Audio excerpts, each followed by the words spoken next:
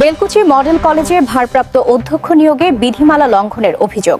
বিস্তারিত দেখুন প্রতিবেদনে।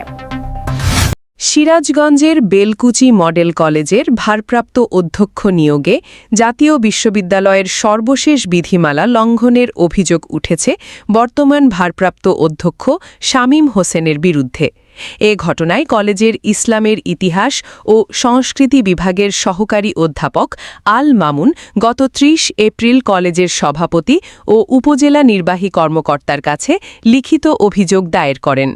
অভিযোগে বলা হয়, জাতীয় বিশ্ববিদ্যালয়ের ১৬ এপ্রিল ২০২৬ সালের নির্দেশনা অনুযায়ী ভারপ্রাপ্ত অধ্যক্ষ নিয়োগের ক্ষেত্রে জ্যেষ্ঠতম ১০ জন শিক্ষকের তালিকা থেকে গভর্নিং বডির মাধ্যমে ৩ সদস্যের প্যানেল তৈরি করে বিশ্ববিদ্যালয়ে পাঠানোর কথা ছিল।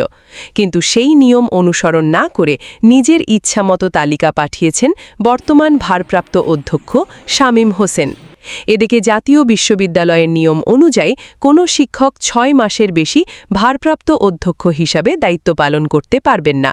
তবে শামীম হোসেন ১ জানুয়ারি ২০২৪ সাল থেকে টানা দায়িত্ব পালন করে আসছেন বলেও অভিযোগ উঠেছে। অভিযোগকারী শিক্ষক আল মামুন জানান, তিনি একজন সিনিয়র শিক্ষক হওয়া সত্ত্বেও তাকে বাদ দিয়ে জাতীয় বিশ্ববিদ্যালয়ে তালিকা পাঠানো হয়েছে, যা সম্পূর্ণ বিধিবহির্ভূত। অন্যদিকে গভর্নিং বডির একাধিক সদস্য জানিয়েছেন তারা শুধু স্বাক্ষর করেছেন, তবে কিসের স্বাক্ষর নিয়েছে সে বিষয়ে বিস্তারিত জানেন না। তবে সব অভিযোগ অস্বীকার করে ভারপ্রাপ্ত অধ্যক্ষ শামীম হোসেন বলেন, জাতীয় বিশ্ববিদ্যালয়ের বিধিমালা মেনেই তালিকা পাঠানো হয়েছে। এ বিষয়ে কলেজের সভাপতি ও উপজেলা নির্বাহী কর্মকর্তা আফরিন জাহান জানান, অভিযোগ পাওয়ার পর বিষয়টি তদন্তে একটি কমিটি গঠন করা হয়েছে। অভিযোগের সত্যতা পাওয়া গেলে প্রয়োজনীয় ব্যবস্থা নেওয়া হবে। স্থানীয়দের দাবি, দীর্ঘদিনের এই বিরোধে কলেজের শিক্ষার পরিবেশ ব্যাহত হচ্ছে। দ্রুত সমস্যার সমাধান করে শিক্ষাঙ্গনে স্বাভাবিক পরিবেশ ফিরিয়ে আনার আহ্বান জানিয়েছেন তারা।